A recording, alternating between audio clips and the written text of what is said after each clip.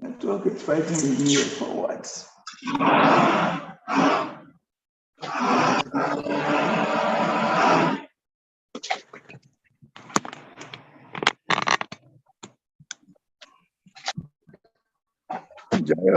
Hare Krishna. Can we start now? Yes, Prabhu.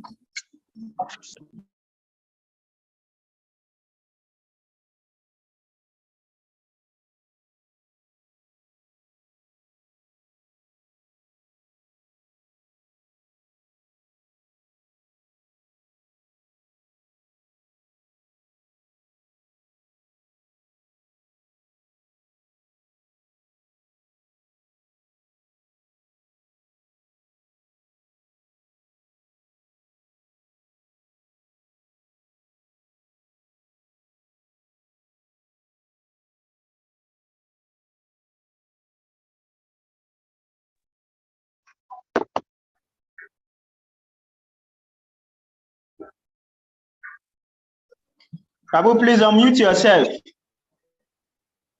Jaya Radha. Thank you very much. Madhava. Jaya Kunja Piyari. Jaya Gopi Janavalava.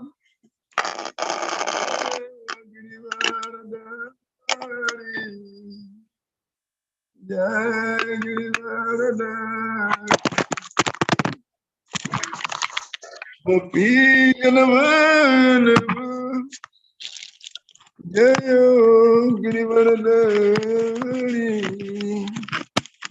Jaya Girivaradari. Jaya Yasodhanandana. Jai Braja Jana. Jai Yasodhanandana.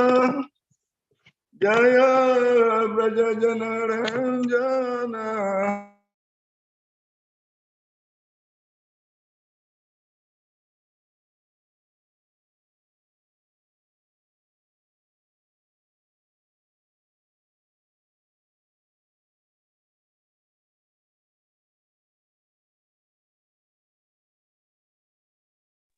Vanachari Jaya Kunjavihari. Hare Krishna, Krishna Krishna, Hare Hare, Hare Rama.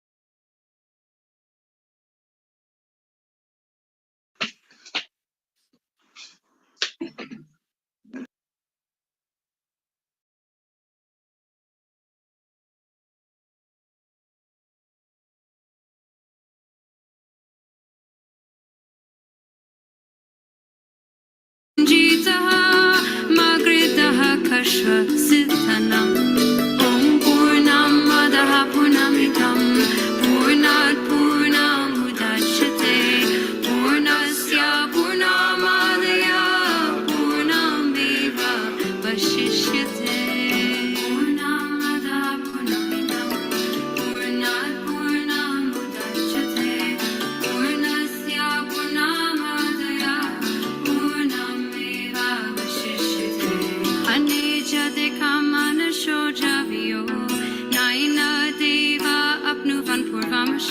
tadhavatonyani tatit.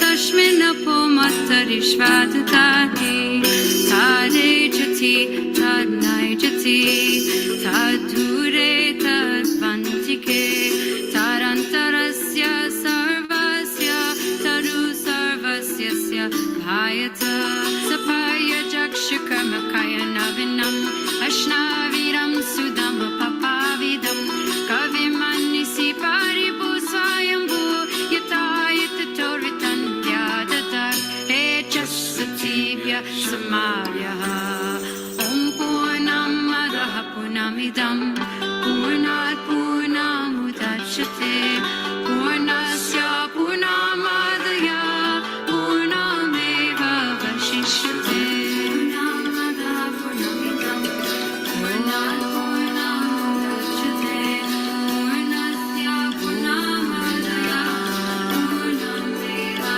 vashishyate purnamadaha purnamidam purnat purnamudachyate purnasya purnamadaya purnameva vashishyate om purnamadaha purnamidam purnat purnamudachyate purnasya purnamadaya purnameva vashishyate hiranmayena patrena satyasya pihitam mukham tattvam pushanapavinu satyadharmaya dristaye vayuranilam amritam athedam vashmatam sharidam om krito smara kritam smara krito smara kritam smara agnenaya supatare asman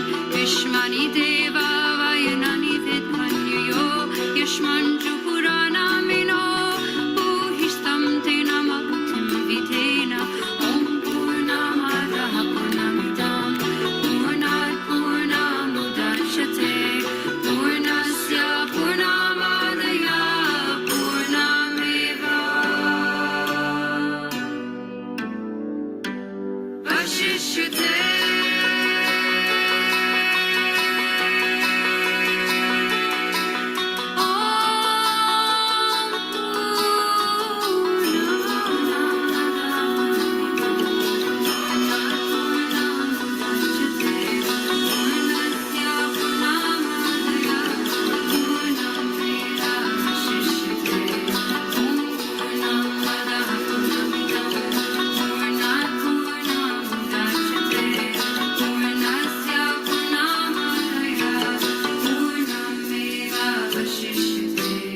Om Purnamadaha Purnamidam Purnat Purnamudachyate Purnasya Purnamadaya Purnameva Vashishyate.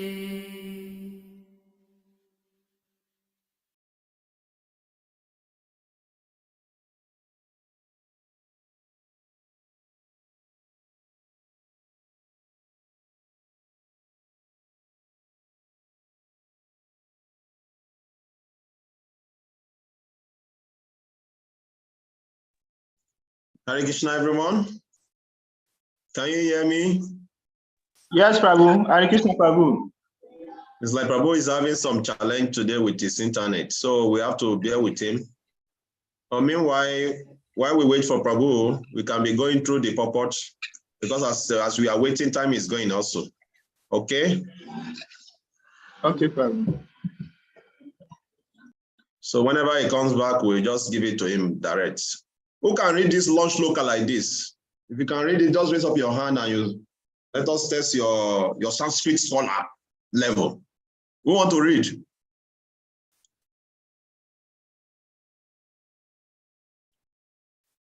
Who want to try now? If you try and you get it, I will give you one biscuit. Oh, Pabu has come back. Okay. Yes. Yeah, Pabu, please go ahead. Are you there? I've won a battle with network. Okay, please go ahead. We're just trying to borrow time. Oh, thank you very much for engaging them and keeping the place alive. So, Hare Krishna, welcome. These uncontrollable environmental forces, what can we do? So, first of all, I think I'm a bit disorganized because of the 9-minute challenge, but we are trying to manage it. So, okay. Jai Namah Vishnu Padaya Krishna Prasya Bhutale Srimate Bhakti Vedanta Swami Chinamani Namaste Saraswati Devi Gauravani Prashavini Visesa Sunyavadi Pachatiya Desatarani Vanchaka Patarbiya Chakri Pasini Vyasavacha Pachitana Pavana Biyo Vaishnava Biyo Namanamaha Jai Sri Krishna Chaitanya Prabhu Nityananda Sri Advaita Gadadhar Saraswati Gauravata Vrinda Hare Krishna Krishna Krishna Hare Hare Hare Rama Rama Rama Hare.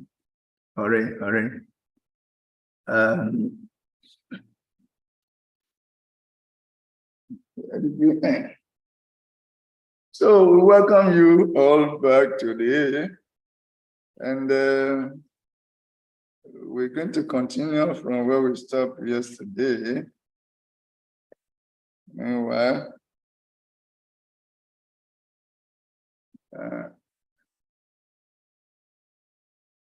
yesterday we were talking about, or towards the end, we were talking about how if we view material objects with material vision, we create bondage. And if we view material objects with spiritual vision, at the beginning, we create auspicion or purification, we get purification. As in the case of those of us who are still neophytes, who are still sadakas. But when that same spiritual vision is applied to spiritual objects, in the end, it brings ecstasy. But before then, if we apply material vision to spiritual objects, we commit offenses. So, like seeing the deity as made of wood and stone as ordinary, seeing devotees as ordinary, and minimizing, we commit offenses. Spiritual objects with material vision. But material objects with material vision also, it translates into a man seeing a woman as a sex machine and a woman seeing a man as ATM machine. And that creates bondage. But when we see spiritual objects and material objects with spiritual vision, that actually everything is coming from the Lord, therefore it should be engaged in the service of the Lord, then utility becomes the principle. So that brings the purification that eventually leads to ecstasy. So we're on it, and our time expired. So we're continuing from there, that this is actually a katwam anupasyataha. We say the impersonally stop at a katwam pasyata, to see with one equal vision. That equal vision is like whitewashing everything as spiritual, finished. Then you march into that ultimate light and it's all over. But we say no, there should be anu pasyataha. That once you get to that understanding, you are not this body, you are spiritual, you should be able to see beyond. By the help of the spiritual masters and Srila Prabhupada, as they have done it, to see beyond, to see that I'm a spirit soul means I'm a spirit soul, part and parcel of God, who is a servant of God. So oneness plus service and devotion to God, subordinating our individuality to that of the Supreme, that is where bhakti comes, and that is where purification comes. That so many gurus have went to the West before Srila Prabhupada. They were able to present oneness, but they were not able to translate or transmute that oneness into its service equivalent. Therefore, they did not succeed. But Srila Prabhupada did that so expertly. He went to America not as a land full of gold and honey, a land flowing with honey and milk, but he saw America as it is, very prosperous materially, but it's actually bondage to the conditioned souls. And the conditioned souls were in bondage. Therefore, they were so frustrated despite all the opulences. The suicide rate in America was the highest. He saw them as suffering spirit souls who are in ignorance, who need to be liberated from that, who need to be given Krishna. So he went with that vision, subordinating the individual soul to the supreme soul, becoming one in interest with the Lord. That vision that he went with. And he succeeded. He was able to engage them in the devotional service. So this is the uniqueness of Srila Prabhupada. And he said that is where we're supposed to be. That is perfection of ekatwam pasyatam. It becomes ekatwam anupasyata. So spiritually, to see spiritual, to arrive at that point, say, before Srila Prabhupada went to America, I've already given that. I say, for example, Srila Prabhupada was the first to say, I am not the body, I am a soul, therefore give up bodily enjoyment or sense gratification. If you are not the body, then you must give up bodily enjoyment now. If you are not the body, and at the same time you want to enjoy the body, you attract suffering. So engage the body in the service of the master, which is the utility principle. Utility is the principle. Everything, by extension, both the technological gadgets and everything should be subordinated in the service of the Lord, should be engaged in the service of the Lord. That is utility. Engage the body in the service of the Lord because everything belongs to God. When you do that, you create auspiciousness, you get gradual purification until you become completely free from bodily entanglement. So the practical application of Aham Brahmasmi is, I am not the body, therefore minimize sense gratification or the pursuit of bodily pleasure. So Srila Prabhupada helped us to understand and practice the ABC of spiritual life. That's where he brought in the regulative principles. No illicit sex, no gambling, no intoxication, no meditating. Since you already know that you are not the body, you don't need to be, absorbed in bodily pursuit, pleasure of bodily pursuit. You should now engage your body and whatever is there in the service of the Lord. So he brought about regulative principles. And when we advance further, then we can see the potentiality in everything and engaging everything in the service of the spiritual. So hence, we do not reject technology. We engage technology in the service of Krishna. And similarly, we do not reject money, like the impersonalists. We engage money, Lakshmi, in the service of Narayan. This is the utilitarian principle. We employ utility as a principle, whereby everything belongs to God, and we learn the art and science of engaging everything in the service of God, including our unique abilities, including our unique individuality, including technology, including money. So, for example, Hanuman is a pure devotee of the Lord. But Hanuman did not reject Sita. Rather, he took all the risks in this world to go and get Sita, and he brought her back to Ramachandra, and for that to engage in the service of Ramachandra. So we are all Hanumans. We are supposed to be in the mood of Hanuman. So we're supposed to learn the science of engaging everything in the service of the Lord and teach others how to do so. A devotee works actively in engaging all useful things in the service of Krishna, while rejecting all things unfavorable, as in the verse Anuk Kulyasya Sankapa, particularly Vajana. The 6 components of surrender is, one of the first components of surrender is to reject everything that is unfavorable in the service of God. And the second principle is to engage everything favorable in the service. You reject the unfavorable, then you embrace the favorable and engage it in the service of the Lord. You don't engage everything. Only the favorable you engage. Understand? Like you don't offer poison to the Lord and say you want to take the remnants. Something undesirable will happen. So you reject all unfavorable things. Then you accept all favorable things in the service of the Lord. This is the principle of Yukta Vairagya, the principle Lord Chaitanya Mahaprabhu himself taught. So that is it. Yes. How every favorable thing can be used in Krishna's service depends on our level of spiritual advancement, specific service, and our circumstances. So we should know ourselves, know where we are, then know the circumstances around us, then learn the science of engaging everything in the service of the Lord. This is the whole process of devotional service. And this is where we were. Srila Prabhupada sees the whole world as a katwam. How? He sees the whole world as filled with potential devotees. Srila Prabhupada saw you and me.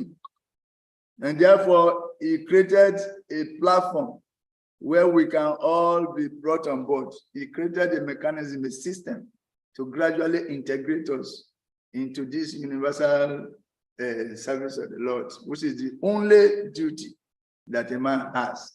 So Srila Prabhupada was very clever in creating the international society. He saw the whole world, all devotees, both those who are eating me, breaking up, he saw all of them as potential devotees. And therefore, he created a mechanism to gradually bring all of them according to their circumstances. He met them according to them and gradually brought them on board to refine them until we are where we are now. Jai Srila Prabhupada ki jai. He sees everyone as spirit soul, but with some coverings. Spirit soul, everybody you see in this world is a devotee, but he has been covered by some layers of illusion. So the expert devotees recognizes this and is cleverly cultivates them and bring them on board for devotional service for the pleasure of Krishna. So this was Srila Prabhupada's Ekatwam vision. When Srila Prabhupada was going to the America, which was seen by others as the land of milk and honey, with prosperous people, he wrote a poem which revealed his vision. While he was on the Jaladi, he wrote a poem that revealed his vision. And in that poem, he saw America, okay? He saw America as a kingdom of sense gratification with multitude of ignorant, bewildered, frustrated and confused people that needed Lord Krishna's costless mercy. That is how he saw America and Americans. He saw their social, cultural situation and saw beyond it and prayed on how to give Krishna consciousness to them. This was the Prabhupada's mission. And he succeeded. Therefore, a Ekatwam vision is not a simplistic whitewash of everything as spiritual, but seeing the spiritual beyond the material and engaging the soul's spiritual potential in Krishna's service. Yes, and the result of such evolved Ekatwam and Nupasyata is the ISKCON we are seeing, the International Society for Krishna Consciousness we are seeing today. We should not see the externals, but we should see beyond and see everyone as part and parcel of Krishna. So that is it. Hare Krishna. So we're treating this Ekatwam and we stopped. And we're going to continue in mantra. What is today's mantra? Mantra 8, I mean. Yeah, mantra 8. We are going to continue from mantra 8. And now, mantra 8 is a continuation. And actually, this is the very last mantra of the second session. The second session is how to develop the spiritual vision that will enable us to understand the Ishvara. And this is the last verse of this last mantra of this second session. And we are going to see, let's read the mantra. Sapariyaga chukram akayam avranam asna viram sudam apa pavidam Kavi manisi paribu swayambu. Yata taitiato ritam viadadak chaswa bibia sama biaha. Satwa tibia sama biaha. Sapariagak chukram akayam avranam. Asna viram sudam apavidam. Kavi manisi paribu swayambu. Yata tatyato ritam viadadak saswa tibia samabia. Such a person must know, in fact, the greatest of all, who is unembodied, omniscient, beyond reproach, without veins, pure and uncontaminated, the self-sufficient philosopher who awards everyone's desire since time immemorial. So, such a person, the mantra says, with such a person, what does that mean? Such a person. That means this is a continuation from the previous verse. Yes, continuation of the previous verse. Yes, Baba, it's a contribution. I say it's continuation of the previous verse. Yeah, it's a continuation of the previous verse, where we are talking about the vision of the Uttama, the pure devotees, who sees the soul, who sees the super soul. He really sees, not that he feels theoretical. He really sees the soul. He sees the super soul in all living entities. Therefore, he becomes very humble and started learning how to engage them. In fact, he sees Krishna, God, everywhere. Therefore, he becomes very, very humble and says, such a person. This is the beginning of the verse. Says, such a person must know, in fact, the greatest of all. Only him can understand that God is actually a person with form. Understand? So there are some attributes of that form, even though the Lord is spiritual, transcendental, beyond material forms, he still has a form that is spiritual. And it is the Uttama Adhikari who will know this perfectly. And the Madhyama Adhikari learn from them how this is happening. Then they live it, they learn it and they live it. Then they also see eventually how the Lord is there as a super soul in every living entity, sees directly. Therefore, his attitude changes. His feeling towards others changes. His perception of everyone in the world changes. Then he develops overwhelming compassion for the suffering condition of the living entities. And he wants to assist them in coming out of the situation as he has come out of the situation. So it is such a person we are referring to in this particular verse. Only such persons can know that the Lord, even though he has no material form, he has a spiritual form. And the spiritual form has attributes. And as we read, we see. If you say somebody doesn't have a material form, what is the question of talking about veins? He has no veins. Means he has a form. But the form is not material, but spiritual. The explanation, again, if you want to understand this technically, when there are contradictory statements, if a statement contradicts the other, he has vein, but he has no, he does not have form, but he has vein. Then a third sentence must come in. It is called postulate. It's a method of understanding higher reality. It's called postulate. In postulate, a third question comes in to harmonize seemingly contradictory sentences or statements. Like, for instance, you say, okay, Bhavananda does not eat in the day. Bhavananda does not eat in the day. He does not eat in the day. But the second sentence is that Bhavananda is getting fat. One who doesn't eat throughout the day is getting fat. How do you harmonize these polarities? It's like a contradiction, but a third sentence must come in to harmonize these two contradictions. This is postulate. That third sentence is that Bhavananda eats secretly in the night. He eats secretly in the night, like how some of our brothers used to do. In their fasting, they eat in the night. They pile up everything in the night. They eat enough.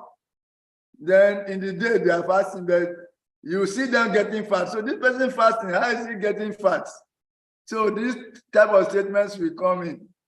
You know, Bhavananda does not eat in the day. Bhavananda is getting fat. Then to harmonize the two, you say Bhavananda eats secretly at night. When night comes, he finish everything, all the things he didn't eat in the day, gather them together. He knuckle them. This is Jata country. Jata country. It tells me, you know, lion fasting. So anyway, I understand Tree. That's why I'm speaking Tree. Powerful ones. So having said this, let us understand this is the preamble, this is the foundation of this verse, that this is to solidify the position of the Uttama Adhikari.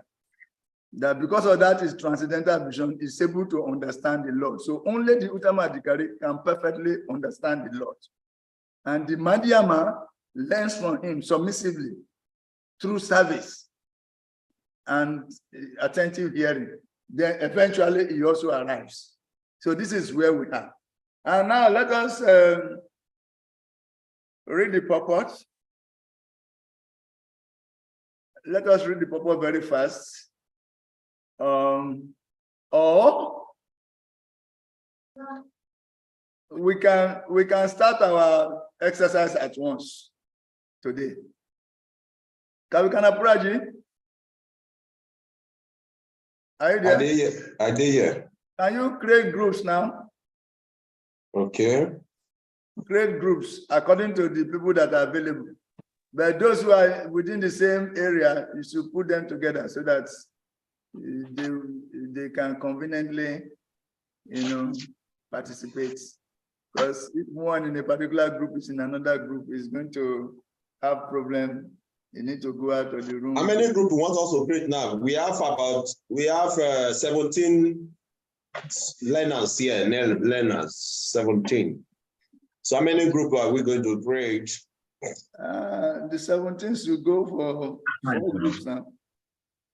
5. 5 groups? No. Yes. 5. Okay. 3. Okay. Carry on. Then the extra 2, you give them to some groups as bonus. Do I allow participants to choose group? Any way you can, you are inspired to do it now. Okay. So what will happen is that we will name the 5 Yudhishthira group, and every participant will just click the group you want to be, okay? Is it okay? You have to decide, Pabu. I'm not going to decide for you. Pabu, it's okay, it's okay, it's okay.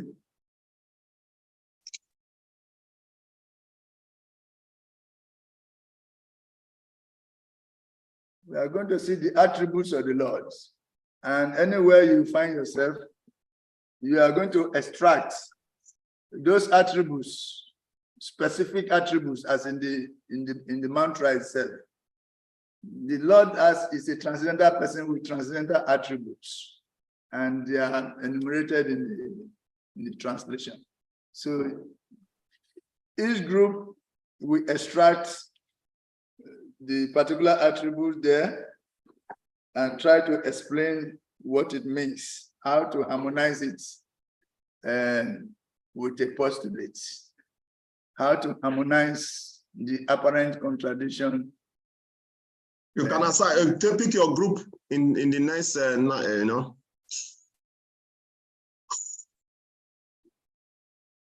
Are you seeing anything on your screen? We are not seeing anything yet. No, we are not saying. So I've seen it. Breakout rooms. okay. Yes. I beg, Jare, don't mind me. You have to be attentive on your screen. Please pick your room and join. But me, I'm not seeing anything on my screen. Unless you click on it. Breakout rooms. How do you click? Click on where? Yes, I'm using a phone. I just click the screen button. The green button. The screen. Click on the Anywhere screen. around the screen, if you click the screen. Okay, you will see what? Breakout rooms, left top corner. Okay. Do you get it, please? No, Yes, sir. Click on your screen and you will see the breakup room at the top left corner of your screen. Some people already joining. Okay, so Okay. let be joining. If you carry last, we know say you carry last. We advise you not to carry last next time. People are going one by one. So please get the message, extract the particular attributes and bring it out. And let us try to harmonize it with the postulates.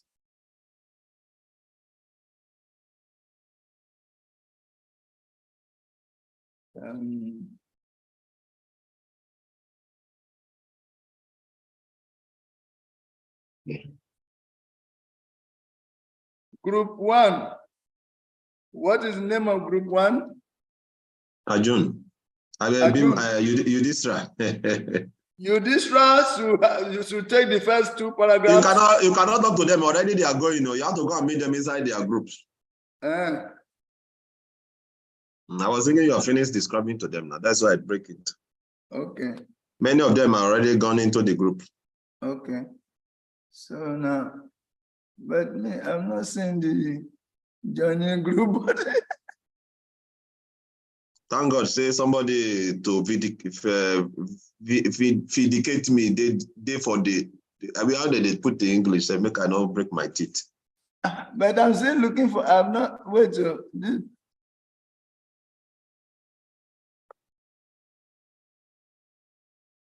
Okay. Okay. Breakout rooms. Yes, I've seen it. I've seen it. Madam Shikabangi, you are not going anywhere. Those who are hanging, even Ganesh is still hanging. Let me send some of them to somewhere. Okay. Madam Shikabangi, go to Yudhishthira. Jamastami is here. Jamastami, go to Sahadev. Gopi Priya, go to Sahadev. Mrs. Session, go to Sahadev.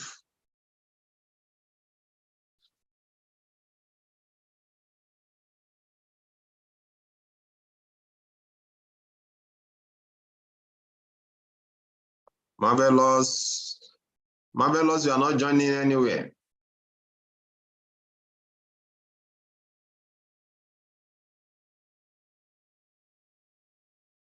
Go to Saturday, Marvelous.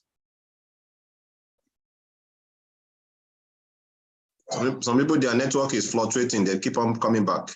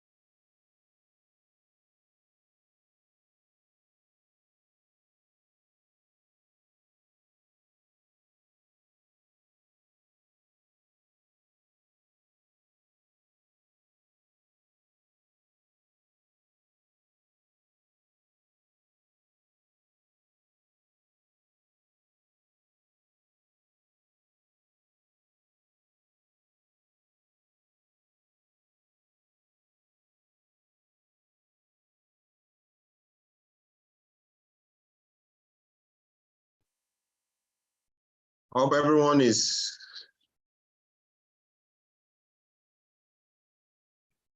Can we hear me?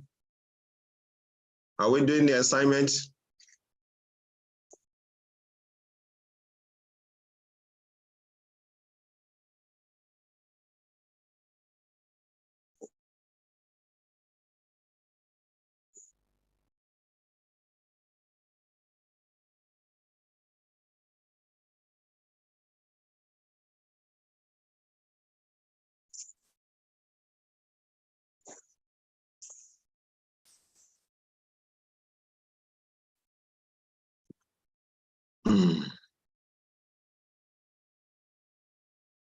Let me bring you back here, Prabhu.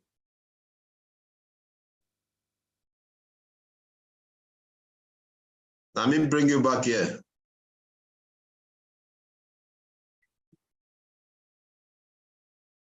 Unmute yourself. Why did you bring me back? Okay, let me send you to another local.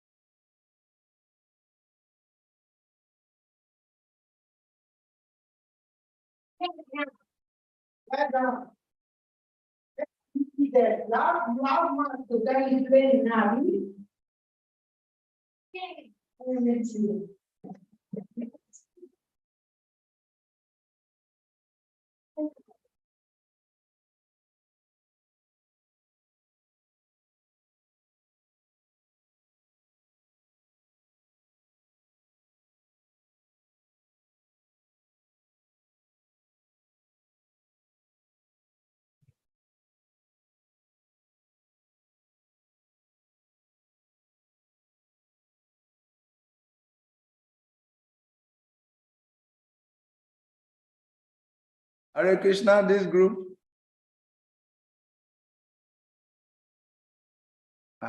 It's like the groups are not active and they're not doing anything. Don't waste our time like this, please.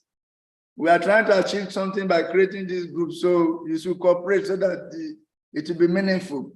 Otherwise, you interrupt the flow. Next time, we will not create groups again. If the groups are not active, then it will be monologue. And the teacher will just be talking to you. Is that how you want it? No one is talking in this group. My God. Right.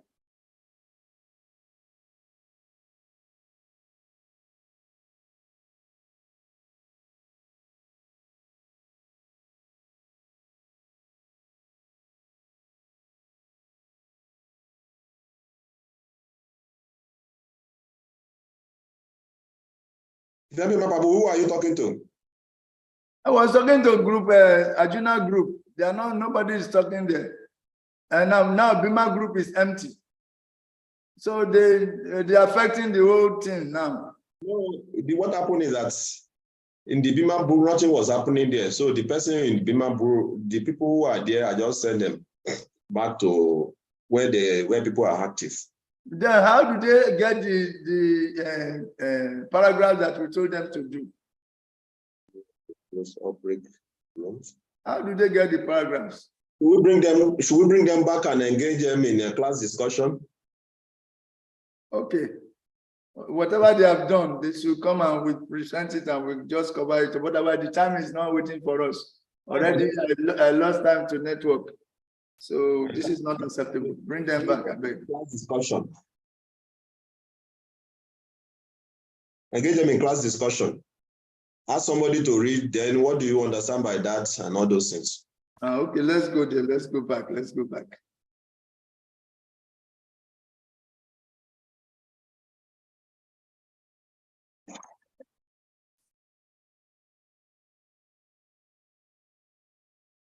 Hare Krishna.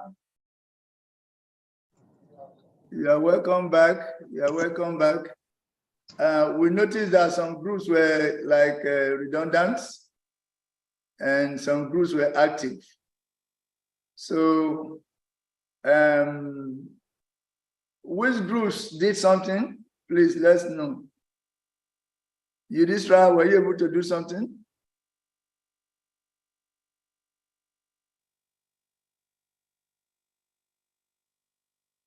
On this note, this time-wasting demon is arrested and put in the cell. There is no time to waste. So let's go ahead to start reading. Let's read the purport straight away. If you are not fast in reading voluntarily, I'm going to pick you up one by one to read. Bahula Swapriti Prabhu starts. So read the first paragraph. Srila Prabhupada's purport.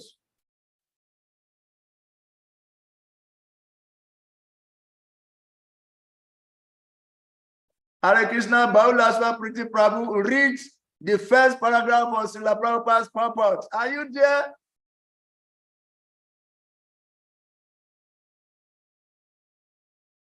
Okay, Bahula Swapriti Prabhu is not ready. Gopi Priya Prabhu, read the first. We need the cooperation of the students so that we can manage the time. If you don't cooperate, we leave you and we just go ahead. We can just read the whole thing and go ahead. Hare Krishna. Gopi Priya Prabhu, please read.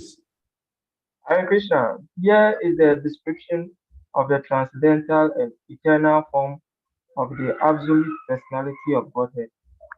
The Supreme Lord is not formless.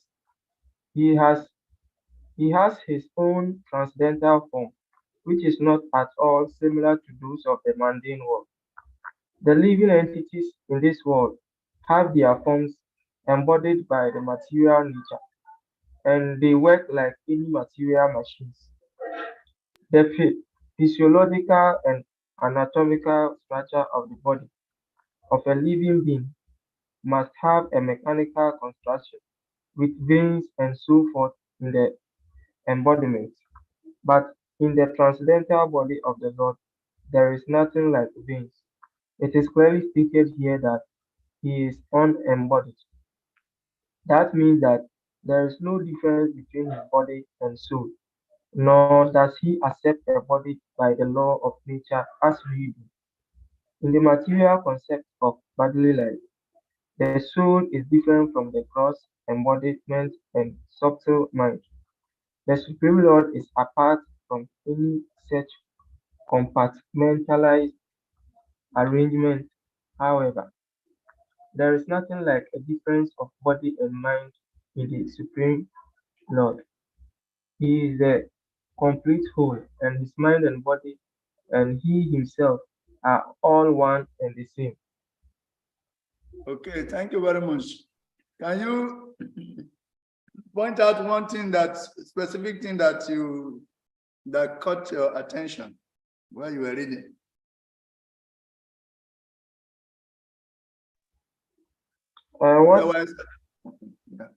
What I captured was I said that there is no difference between Krishna's body and soul. Krishna does not accept human body. Okay, then relate that to explain what it means by is unembodied. The difference between unembodied and embodied. As far as you understand that particular verse, what does it mean? The words unembodied and embodied.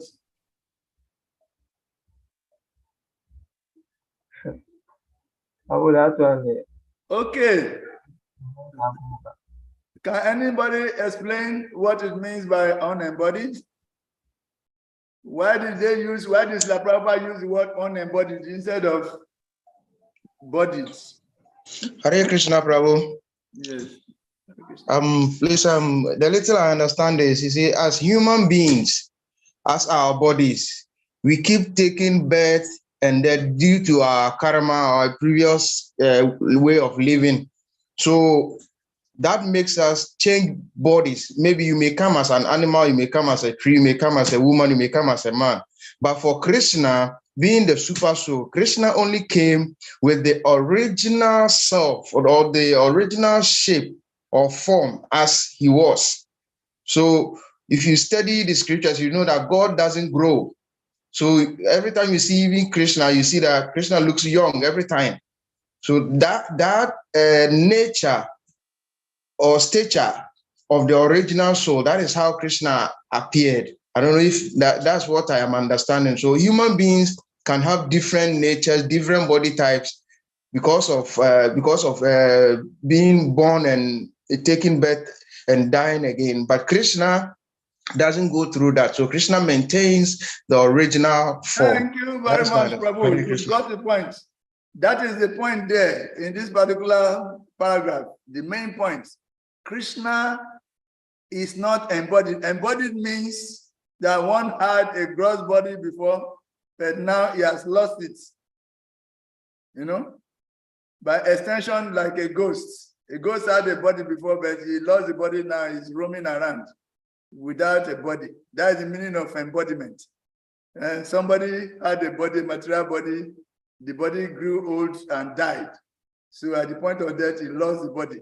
Then the soul is imprisoned in another body again. It's embodied in another body again. Then it grows like you and me now. Right now, we are physically embodied, but there is a time limit that we can live in this particular apartment. When the time comes, we are all, the tenant will sack us, and we live in the apartment. So we are being embodied and disembodied. So embodiment and disembodiment refers to conditioned soul. But, you know, the Supreme Lord is never embodied. He is always with his eternal transcendental form. There is no difference between himself and his body. So he's eternally existent. So you hit the point. These points will be clearly understood by those. Therefore, even though the Lord has a body, he has no material body, he has a spiritual body, which is not subject to the dualities that ordinary material bodies experience. So that should be clearly understood. Thank you very much. You got it right, man. Have other tools and hands up, or you want to go to the next purport? We have Stephen Govinda and Baula Sapriti. They were raising their hand. You want to go to the next purport?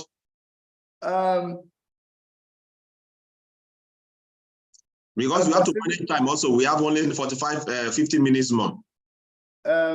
Stephen, Prabhu, you can, Stephen Govinda, say something in relation to that, then we can move ahead. Hare Krishna, Prabhu. So, on this first paragraph, my understanding about the word unembodied is because is based on the Lord have transcendental form. Like there is no difference between his body, his mind, and his soul. We living entities, we change bodies. There's a difference between, we are not even the mind. We are not our emotions.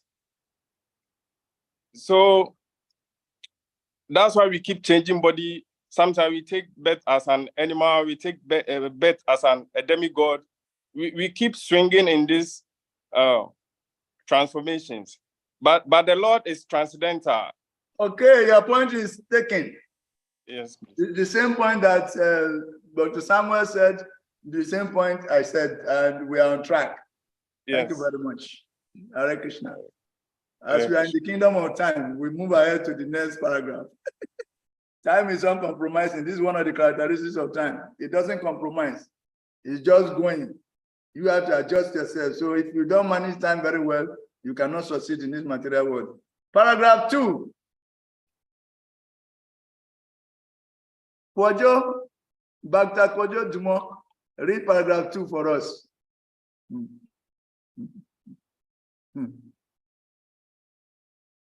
You don't have the book? Do you have the book?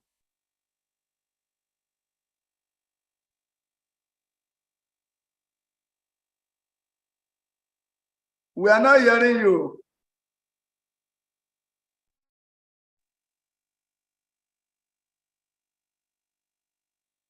We are not hearing Kura. Still, we are not hearing you. There's something wrong with your audio, but are you hearing us at all? If you are hearing us, raise up your hand. Let us see. We're not hearing you, Pa. You have to go out and come in. You should log out and log in. Then when you are coming back, be attentive to whatever comes on the surface. Okay, let someone else read. Bhavananda Prabhu, can you read for us? Hare Krishna.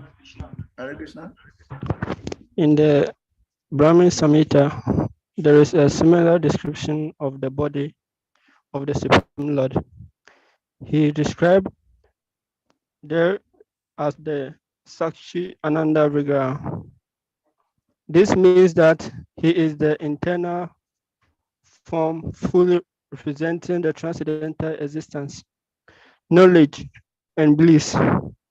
The Vedic literature states that he has a completely different kind of transcendental body, and thus he is sometimes described as formless. This formlessness means that he has no form like ours, or that he is devoid of a form which we can perceive. In the Brahmin Samhita, it is further said that the Lord can do anything and everything with any one of the parts of his body.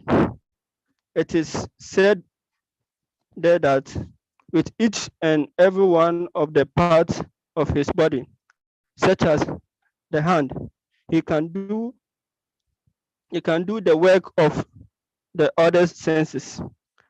This means that the Lord can walk with his hand. He can accept a thing by his legs. He can see by his hands and feet. He can eat by his eyes. In the Shruti mantras, it is said that he has no hands and no legs like us, but that he has a different type of hand and leg, but which he can accept all that we offer him and walk faster than anyone anywhere. These things are confirmed in this mantra of ISHOPANISAD by the use of the word like omnipotent. Hare Krishna. Okay, so can any of you give some explanation as to what you understand by this verse? Lucky. Asai Lucky, what do you understand? Hare Krishna, Prabhu. Hare Krishna.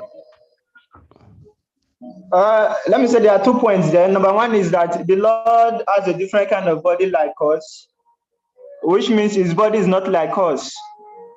Just like our body is not eternal, it is temporal, this material body, but that of the Lord is different from us. Then the other thing again that was being mentioned there, he said, when we say the Lord is formless, that means that he has his form is not like our form also. So like the example Prabhupada gave there, he said the Lord can use any of the part of the body to do the function of the rest part of the body. Like he can use the hand to walk, use his leg to eat, and he can use his eye to accept something instead of his hand. So this means that the Lord is completely different from us, and we should not think that because we cannot comprehend these things, therefore there is no God or even if there is God, the God is material. So what this paragraph is trying to say is that the Lord is the Lord at all times. It does not change, even if it's in the material world or in the spiritual world. It is the same Lord that is on the material world that is also on the spiritual world. There's no difference between the form. Hare Krishna. Hare Krishna. So very nice. This is a postulate. He has no material form, but somebody said the Lord has no form. Then another person said the Lord has form. And you can harmonize them by saying the Lord has no material form, but the Lord has a spiritual form. The Lord does not have a material form, but he has a spiritual form. Bhavananda does not eat in the day, but Bhavananda is getting fat. He secretly eats at night. So that is the purport of the this is the explanation of this particular verse. We can elaborate on it to every level.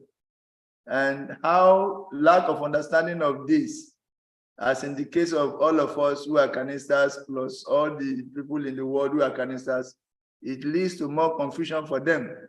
But if they take shelter of a Mahabhagavat or a Madhyama Adhikari, then they can get, guided out of that kind of understanding.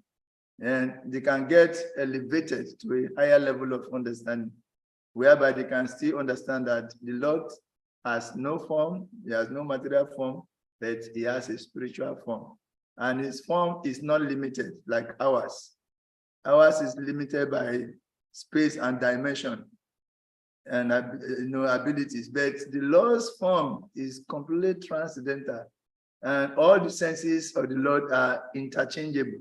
We can only eat with our mouth or drink with our mouth, but the Lord can eat with any of his senses, because the senses are not limited, they are transcendental. And in fact, for your information, for the Lord, there is no distance. If me and you are in Nigeria, you want to go to America, you have to get plane and travel. The Lord can the material nature will just adjust itself automatically. America will just compress and come and stay in the front of the Lord. And the Lord just enter there, finish. Imagine that. You are in Nigeria, you want to come to Ghana, the landmass will just compress itself, and suddenly you see Ghana in your front. Ghana will come in front of the Lord, and the Lord will just enter Ghana, begin to dance in Accra. In the center of Ghana, begin to dance. This is how the Lord is. And he can expand the space, he can contract the space. So there is no limitation. Everything is just in one place in him. That's why I want to say absolute truth. This is the absolute truth means the Lord himself, all his energies combined, and everything daring transformation, all in a person, all combined to form one person. And that is the absolute truth. So from himself, he can generate everything else, all his material and spiritual energy, he can withdraw them back into himself, and he is the source of both the material and the spiritual energy. So this is the position of the Lord. Transcendental, isn't it? Third paragraph. Three, are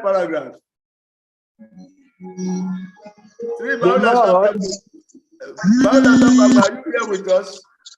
Yeah. You are here now. But Dr. Lucky, read. Read the next paragraph also. The Lord's Vigraha is worshipable form, which is installed in the temples by authorized acharyas who have realized the Lord in terms of mantra 7. It's also not different from the original form of the Lord. The original form of the Lord is that of Sri Krishna.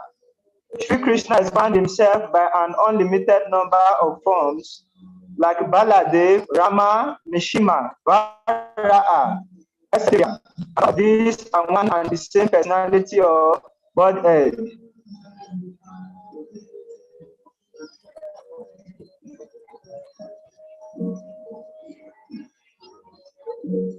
Abu, please unmute yourself.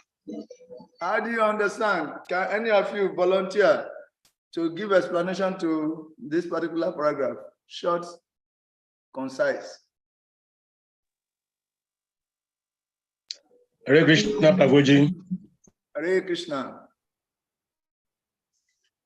I understand that paragraph. I'm Bhakta Bright. Yes.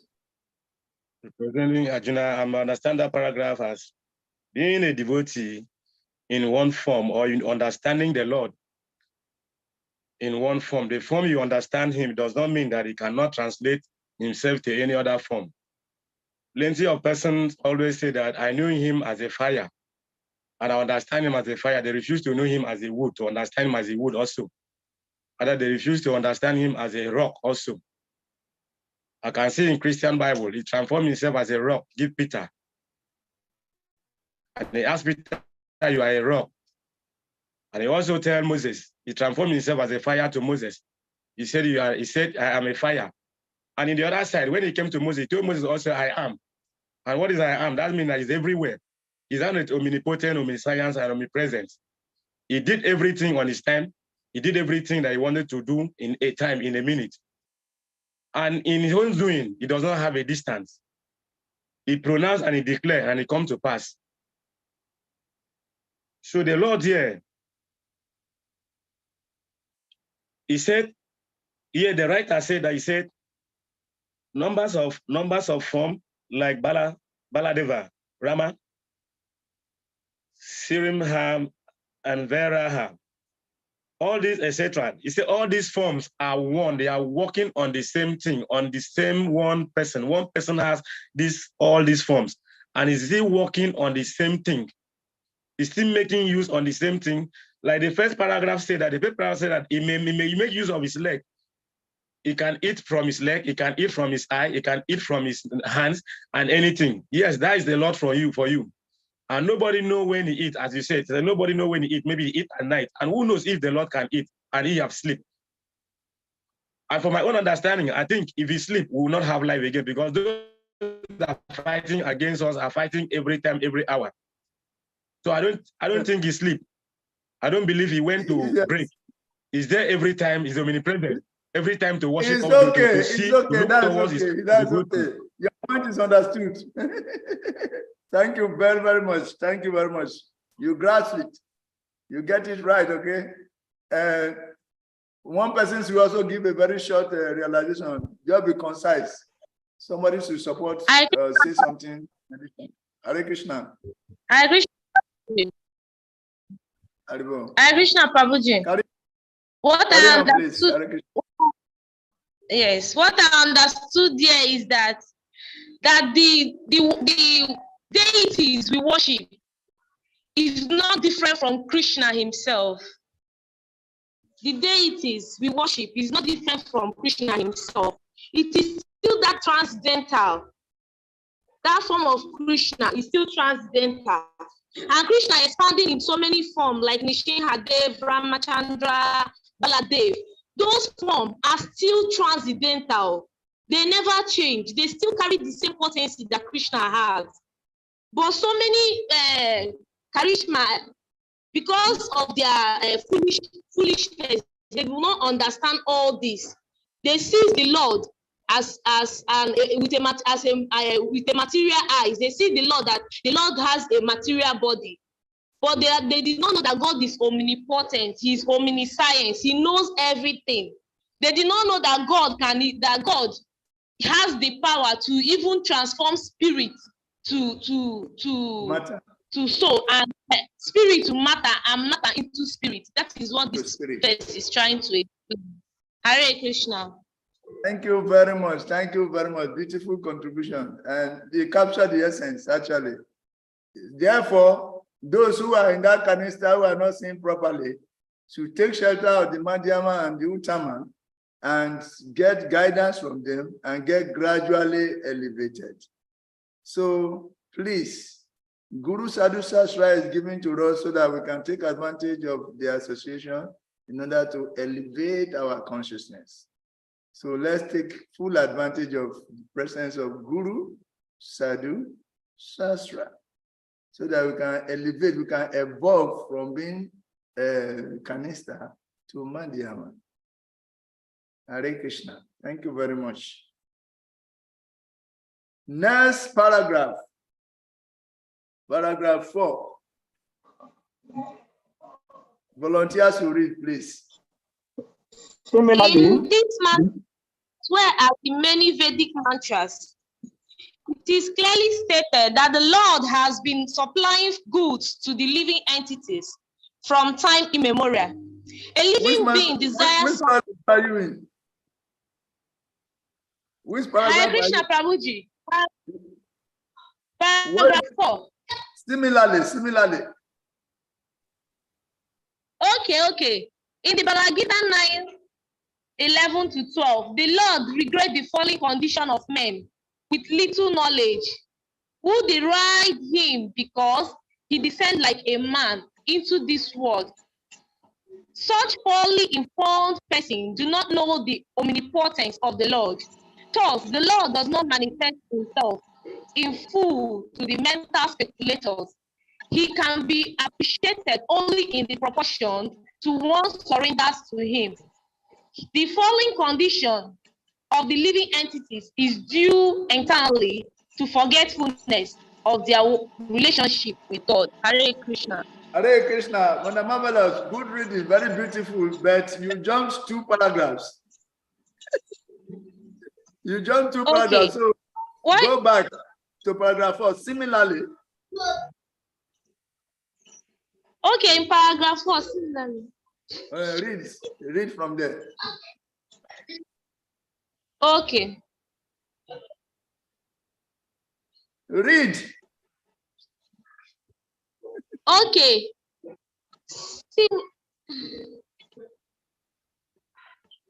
That's in the Bhagavad Gita. That's from there. No. In the Bhagavad Gita. Similarly. Why are you jumping these 2 paragraphs? Do they commit any the person who have seen the place read? Similarly, the Acha Vigraha, which is worshipped in the temples, is also an expanded form of the Lord. By worshipping the Acha Vigraha of the Lord, one can at once approach the Lord, who accepts the service of the devotees by his omnipotent energy without any reproach. The Vigraha of the Lord descends by request of the Acharyas, the holy teachers, and works exactly in the original way of his omnipotent energy. Read the next one. Okay. Foolish people who have no knowledge of these mantras of Sri ISHOPANISAD or of any other Shruti mantras, consider that the Vigraha who is worshipped by the pure devotee is made of material elements. To the imperfect eyes of the foolish people or to the Kanishta Adhikaris, this form is considered material, but such people with little knowledge do not know that the Lord, being omnipotent and omniscient, can transform matter into spirit and spirit into matter as he desires. So now these 3 paragraphs, already the explanation, Bhakti Marvelous explanation covers most of it. So other people can still contribute. If you have anything more to say on these 3 paragraphs, please bring it out. Share with us. Yes, Prabhu, back to Samuel. Hare Krishna, Prabhu. Yeah. My understanding is, even based on the Sri ISHOPANISAD, you could realize that the Lord is actually not attached to any of his creation, but the Lord can be found in all of his creations. This is what is making the Kanishta people very difficult to accept, because some of them, they go to the shrine and then they see the deities. Some of them go to the church. They think the Lord only resides in the church and not in their houses. Some also goes to the mosque and they feel like the Lord is there and not even in their houses with them. Some also feel like the Lord is actually situated at a particular place and cannot be anywhere else. But this purport is trying to make us understand that the Lord in his transcendental form can be found everywhere, even in his own creation. So the same way as human beings eat, the Lord can eat the same way. The same way the plants eat, the Lord can also eat the same way, because the Lord can be found in the plants in the human, even in the animal, and even the air. So if the air is blowing, we cannot see the air because the air is spiritual. But if you put powder in the air, the powder can actually tell, or even the smoke can actually tell the direction of the air. If the air doesn't have hands, but the air can actually pull down trees, even though the air doesn't have hands. It is the same way the Lord can do anything at any time due to his potencies, because he can be found in all of his creations and he can do anything that he pleases in any form. So he can be in your house, in yourself, in your home, in the temple, in the shrine, everywhere, in everything. Hare Krishna, that's my understanding. Hare Krishna, thank you very much. Even to try to compare the Lord to anything at all is just to give an idea, just to give a glimpse of what is possible. Understand? Nothing can actually be compared to the Lord. But if his creation can do this, how much more he himself is far beyond what the creation can do, because it's just a fragmented little portion of him.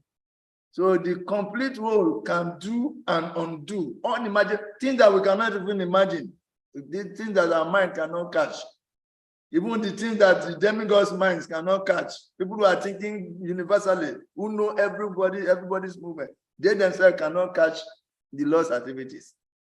So we can imagine the position of the Lord. It's too much. Oh Lord, you are too much. You are too much, oh Lord.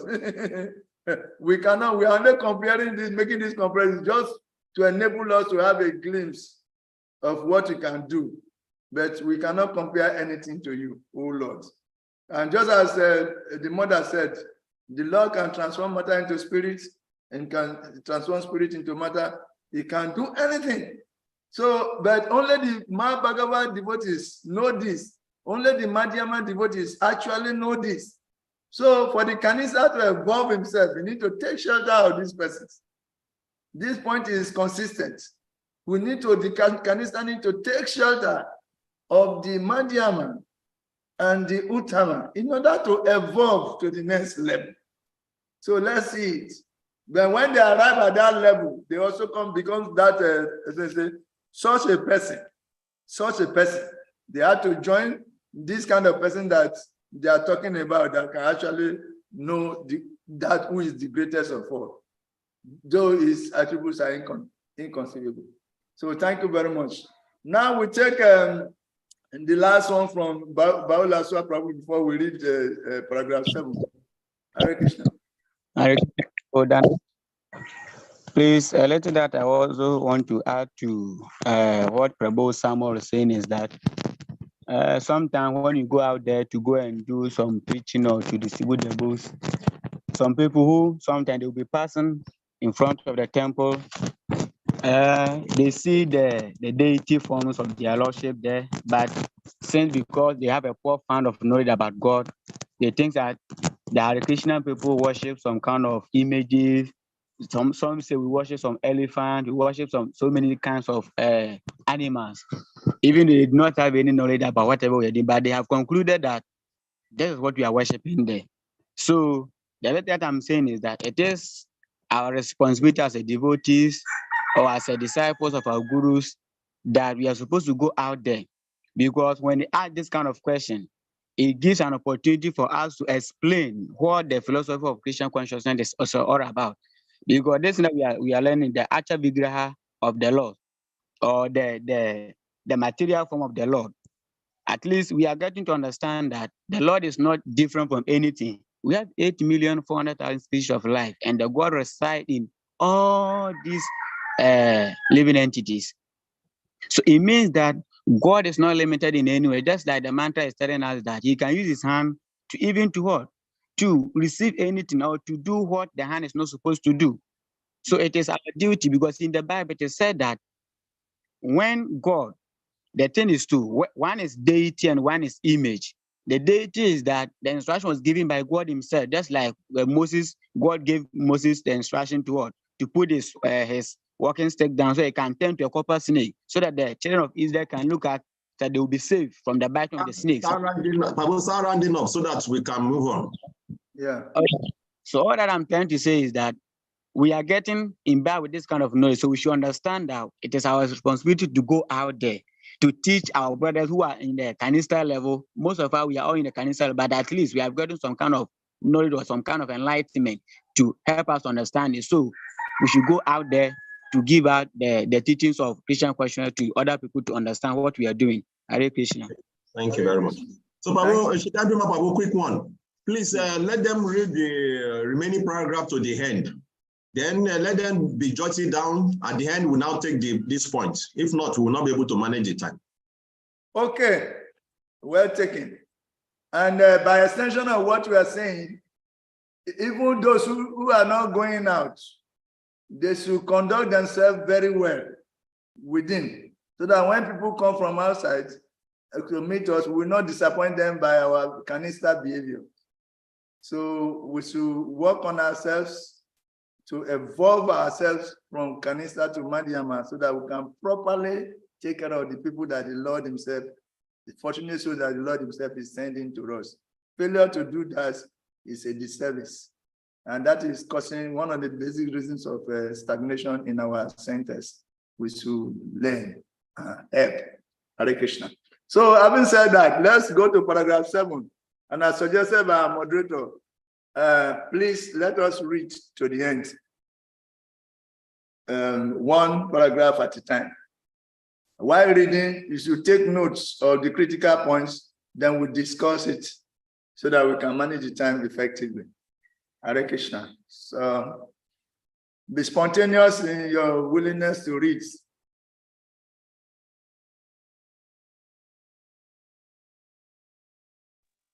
Hare Krishna. Hare Krishna. In this mantra, as well as in many others in the Vedas, it is clearly mentioned from time immemorial, the Lord is supplying the living being, first of all, desires. And then the Lord supplies the object of desire in proportion to the degree of qualification. If a man wants to be a high court judge, he must not only have acquired the necessary qualifications, but he must also depend upon the disposition of the authority concerned. Who can award the title of high court judge? Simple acquisition of the qualification of a high court judge is not sufficient in order to occupy the post. This must be awarded by some superior authority. Similarly, the Lord awards enjoyment to the living being in proportion to his qualifications. In other words, by the law of karma, those qualifications, however, are not sufficient without the mercy of the Lord. Ordinarily, the living being does not know what to ask for from the Lord or what post to qualify himself for. When the living being knows his constitutional position, however, he has to be accepted into the transcendental association of the Lord. In order to render transcendental loving service unto him, instead of asking for this, the living being under the influence of material nature asks for many other things, and his mentality is described in the Bhagavad Gita as divided or split intelligence.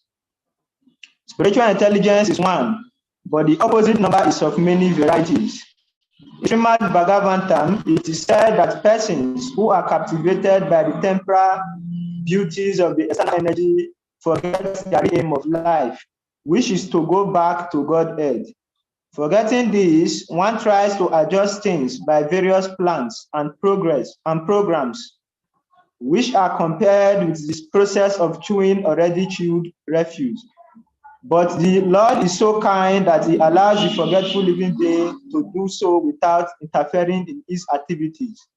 If a living being wants to go to hell, the Lord allows him to do so without interference. And if he wants to go back home, back to God, the Lord also helps him to do that. God is described here as Paribu, the greatest of all. No one is greater than or equal to him. Other living beings are described here as beggars who ask from the Lord, and the Lord supplies their desirables. If other entities are equal to the Lord in potency, or if they were omnipotent and omniscient, there would be no question of begging from the Lord, even for so-called liberation. The real liberation of the living is to go back to Godhead. Otherwise, impersonalism, begging business for sense gratification has to continue internally. Unless the beggar comes to his senses and realizes his constitutional position, the Supreme Lord is self-sufficient. When Lord Krishna appeared on earth 5,000 years ago, he displayed the full manifestation of Godhead by his various activities. In his childhood, he killed many powerful demons, and there was no question of acquiring such power by an extraneous endeavor. He lifted Govardhana without any practice of weightlifting. He danced with the gopis without any social restriction and without any reproach.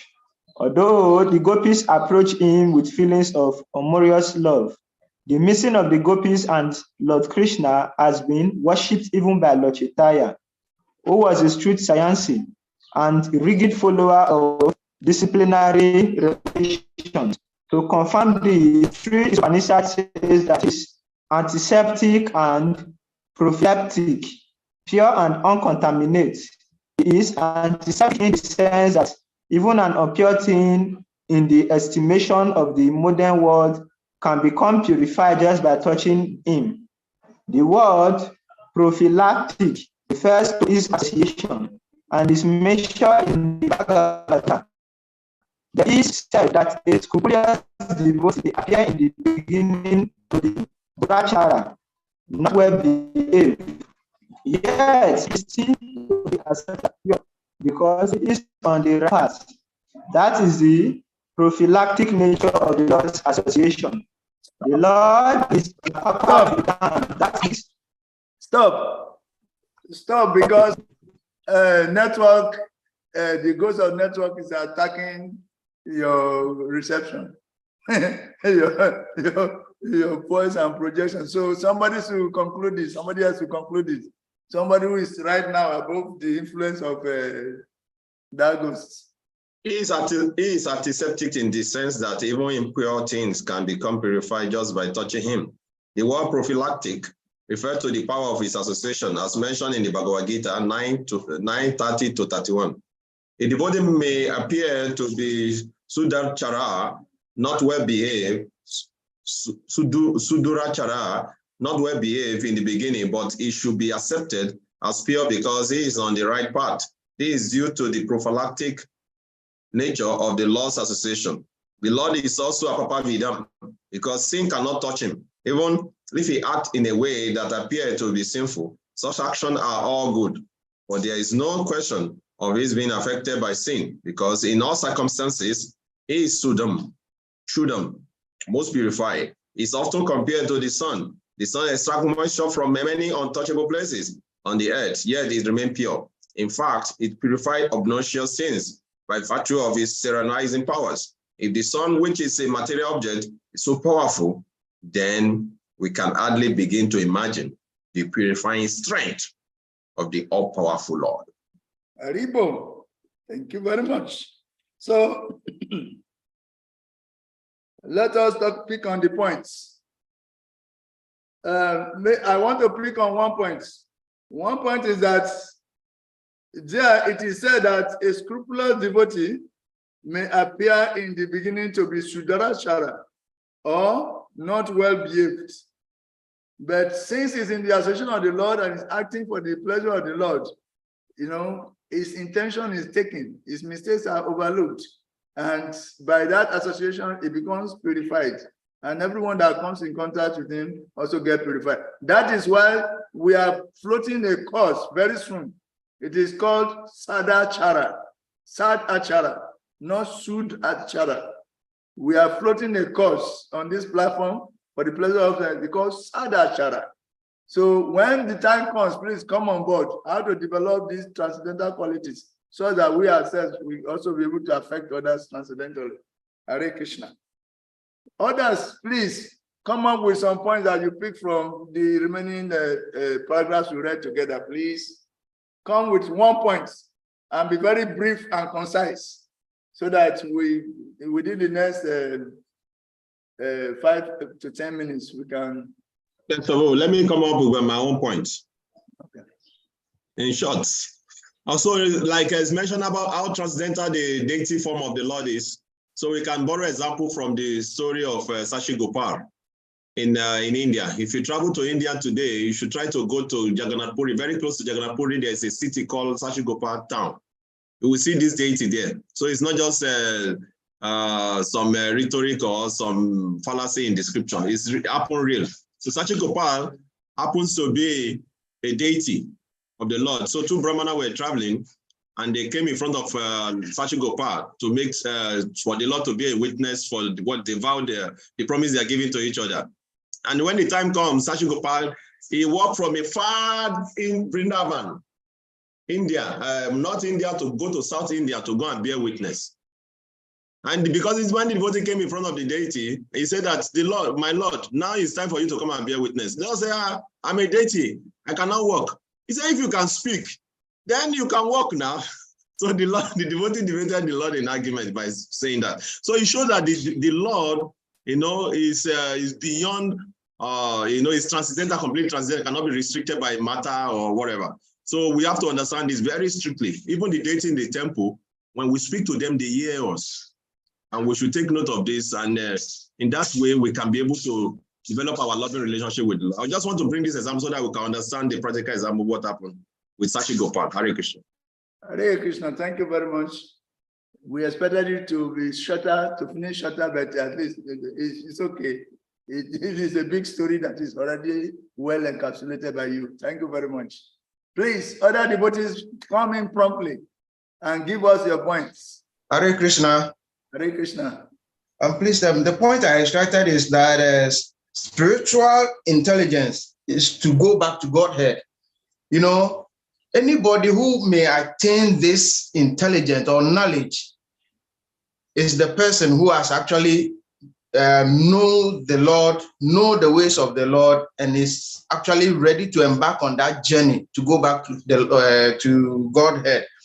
Because people devoid of this intelligence always see the deities as stones. They see devotees as, okay, I'm not part of these people, so I'm separate from them. I'm different from this kind of religion. I'm attached to this religion. I'm attached to this. But the moment they get this spiritual intelligence, they realize that no, they are not attached to anything, but their goal is actually to get back to Godhead. No matter where, no matter the religion, no matter where you are, no matter what you are doing, the goal is to get back to Godhead.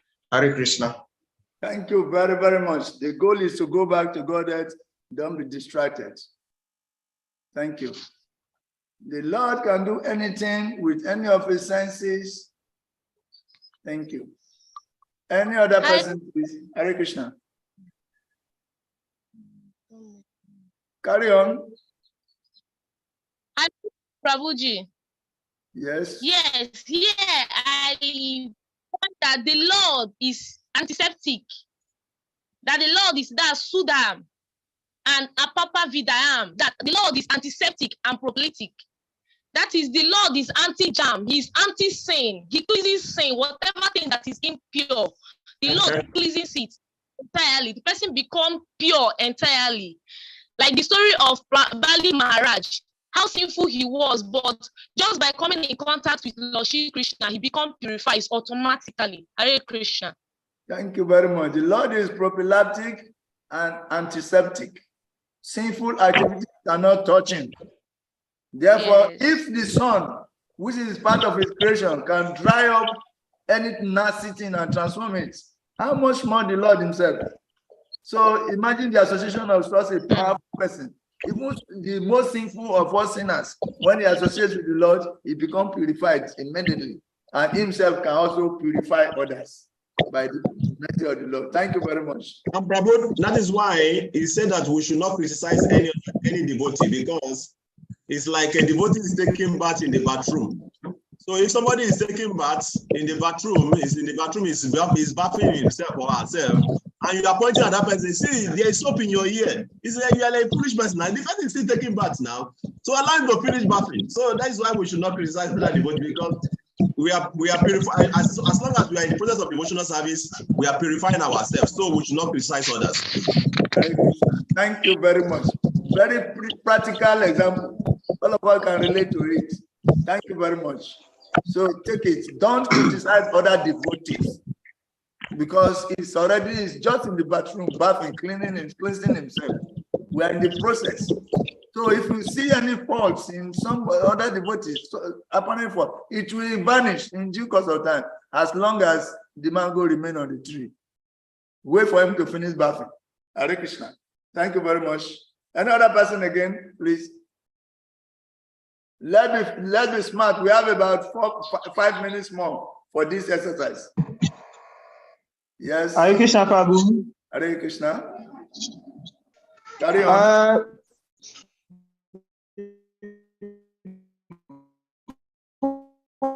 Point I cited here is back onto. Can you hear me, Prabhu? We can hear you now. Carry on. Okay. I said the point I cited here is that he said the re-liberation for all living beings is to go back home to Godhead. So I will say Prabhupada is specified it that going back to Godhead is a re-liberation. So, but if we look at the Nectar of Devotion, chapter 4, in the 25th paragraph, line 2, Srila Rupa Goswami mentioned that there are 5 kind of liberation. He said, but the devotee, they reject one, which is to become one with the Lord. So this one is deliberately eschewed and removing the act of the in the mind of the devotees. They don't like to become one with the Lord. So the main focus is that we should go back home to Godhead. So that's what Prabhupada is trying to establish in this. Yes, go back home, back to Godhead, and continue your service there. Okay. When you go back to God, you don't stop serving. When you get there, you continue your service in the kingdom of God because you have already learned how to serve him while here.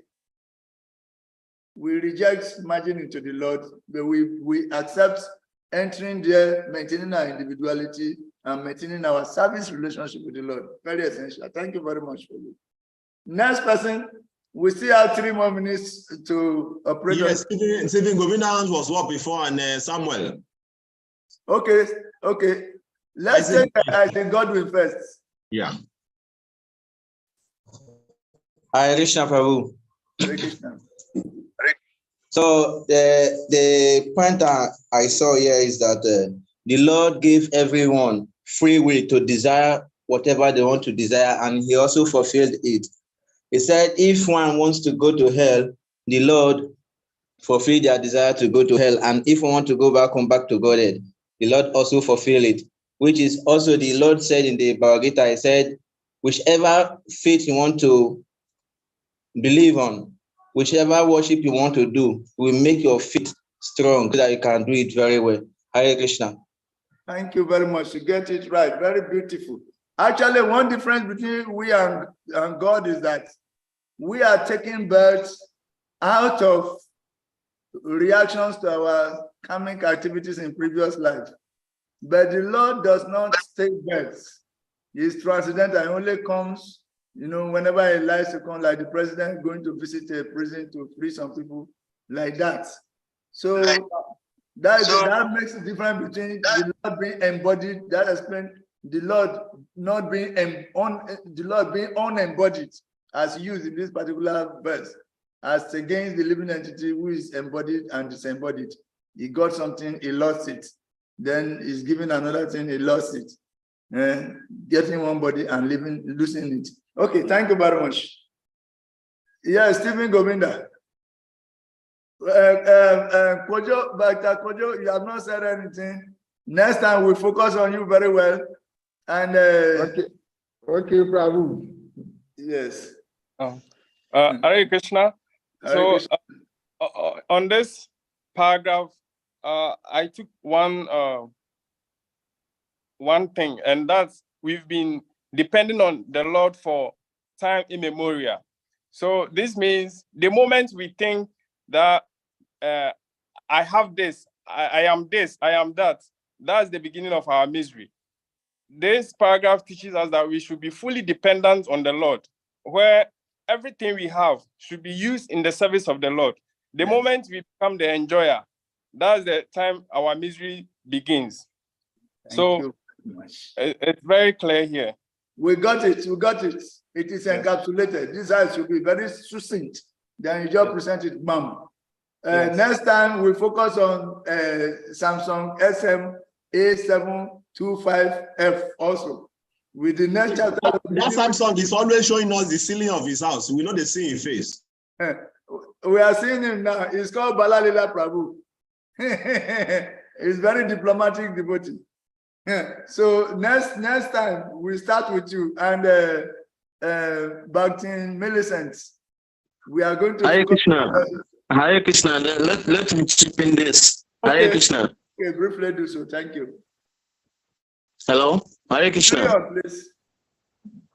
What I've also learned from this last paragraph is that no matter how we see devotees, if they are doing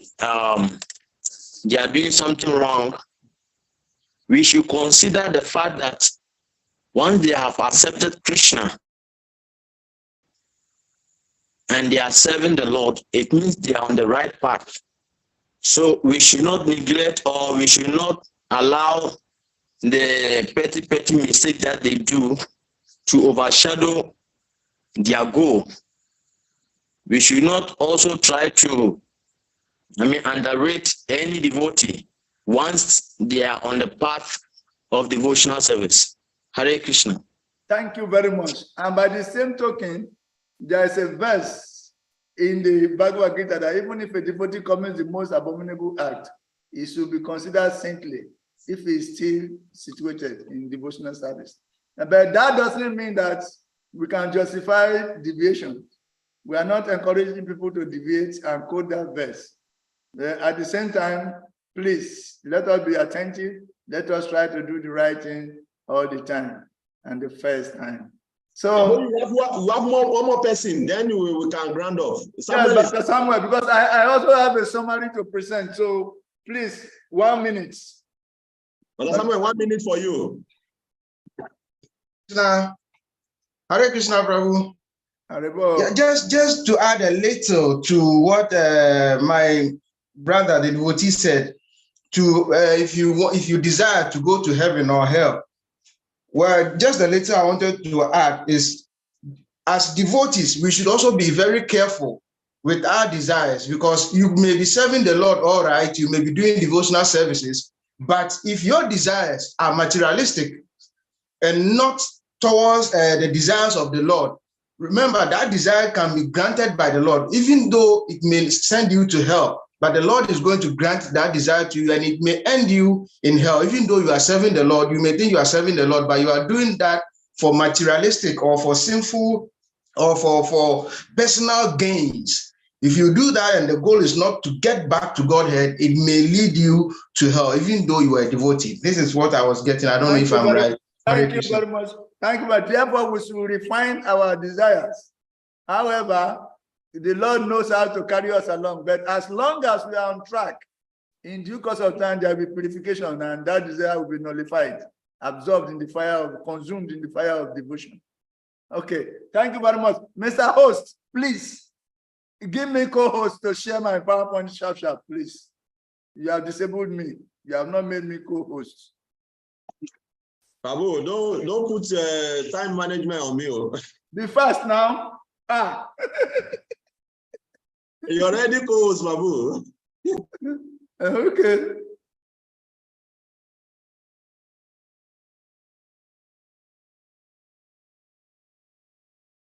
Sri ISHOPANISAD. This one I have to minimize.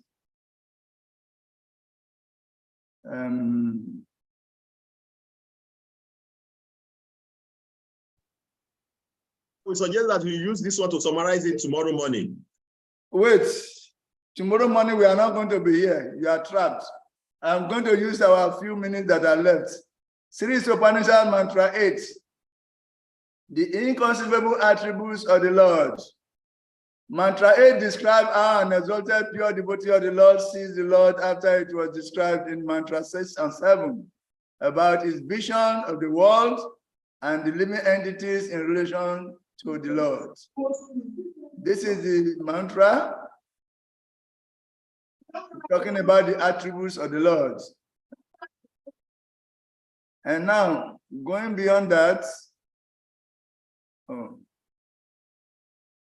Sorry, I'm in a slideshow, so I'm doing it one by one. Hey.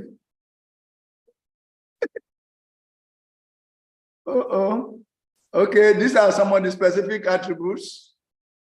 Sapariak Shukram, Akayam Abaram, Asuram, Sudam, Apapa. All the attributes are separately enumerated. So, Akayam means without body and unembodied. So the difference between the unembodied and embodied is being explained. How the Lord is described as Akayam, unembodied. Why is described like that? It was explained. So here, nobody means no veins. Nobody means no veins, but it was said that the Lord's body has no vein. That means he has spiritual body. Okay? As Naviram means teacher is Akayam, student. Oh, he doesn't have a body. Then teacher says is as Naviram.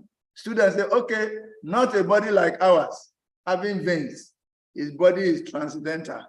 Okay? Even though he has a body, it is a transcendental body. Now, the Lord has an eternal and transcendental form, Akayam. His form is not similar to the form of the mundane world, not formless, it's not formless. He is devoid of a form.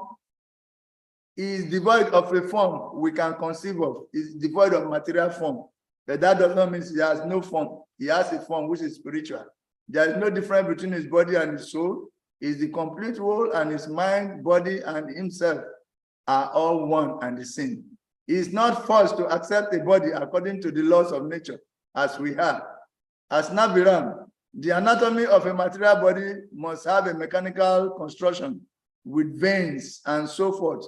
But the transcendental body of the Supreme Lord has nothing like veins. So even though the Lord has a body, his body is not material but transcendental. Then Shukram and Kavi means each and every part of his body, he can do the work of the other senses as stipulated in the Brahma Samhita. Acha Vigraha, manifestation of the omnipotence and omniscience of the Lord, installed in the authorized acharyas, installed by the authorized acharyas who have realized the Lord in terms of Mantra 7. The Acha Vigraha of the Lord descends at their request and works exactly in the original way of the Lord by virtue of the Lord's omnipotence. So the deities are not wood or stone. They are the transcendental form of the Lord. Non-different from the original form of the Lord. An expanded form of the Lord, easy to approach and accept our services. The Lord descends in different forms just to approach, just to enable us to approach him, enable us to access him and receive our service. That's why he takes the deity form. So the deity form is the mercy incarnation of the Lord. Then the Lord, being omnipotent and omniscient, he can transform matter into spirit and spirit into matter. So this is the summary. And mercifully applying everyone's desires since time immemorial. All living beings desire something, and the Lord supplies the object of the desire in proportion to one's qualification. Okay? If a man wants to be a high court judge, this analogy was given. He must acquire not only the necessary qualification but also the consent of the authority who can award the title of high court judge. The qualifications in themselves are insufficient for him to occupy the post. It must be awarded by some superior authority. The mercy of the Lord is also required. We require the mercy of the Lord in order to be able to acquire anything. Okay? When the living entity comes to know his constitutional position and he asks to be accepted in the transcendental association of the Lord, in order to render transcendental loving service unto him, the Lord grants him. Okay? Living entity, the living beings under the influence of the material nature ask for as many other things. The Lord is so kind that he allows the forgetful entity to continue in this way without interference. If a living being wants to go to hell, the Lord allows him to do so without interference. And if he wants to go back home back to God, the Lord helps him. So in this way, Paribu and Swayambhu is also, okay, Paribu means the greatest of all. All living beings beg from him. He personally begs from the Lord for liberation. Those who have not realized constitutional position have to beg for sense gratification and to refuse the false concept of oneness If the living beings were equal to the Lord in potency, then there will be no question of begging from the Lord. Even the so-called liberationists also do so. Like this, So on this note, finally, we say Sudama Papa Vidam. Even an impure thing can become purified just by touching him. Because in all circumstances, is Sudam, that means most purified, is often compared to the sun. We give that analogy just to give you a glimpse of the purifying potency of the Lord, not that the sun can be compared to him. And it's a Papa Vidam. A devotee may appear to be Sudarashara, not well behaved in the beginning, but he should be accepted as pure because he's on the right path. This is due to the prophylactic nature of the Lord's association, the transforming, purifying nature of the Lord's association. Sin cannot touch him. Sudama Papa Vidam. Even if he acts in a way that appears to be sinful, actions are all good, but there is no question of him being affected by sin. Hare Krishna. Thank you very much. Krishna bless you and keep you till we meet again next weekend. Thank you very much, Salika Prabhu, for tolerating us. Thank you very much, Kavi Prabhu, for being with us throughout. Thank you. Jai. Vanchaka Patariacha, Kripa Sindhya Sevacha, Patitana Pamanaju, Prabhupada ki. Thank you very much. Thank you very much. See you next weekend. By next week, we are going to give you your essay, or within the week, we send your essay to you, the essay for this book, so that you can write it before we finish. We have finished writing your essay, and you can submit. Thank you very much. Those who have not submitted their forms, so please do so, because we are rounding up our registration compilation. Hare Krishna. Hare Krishna. Hare Krishna. Thank you. Hare Krishna.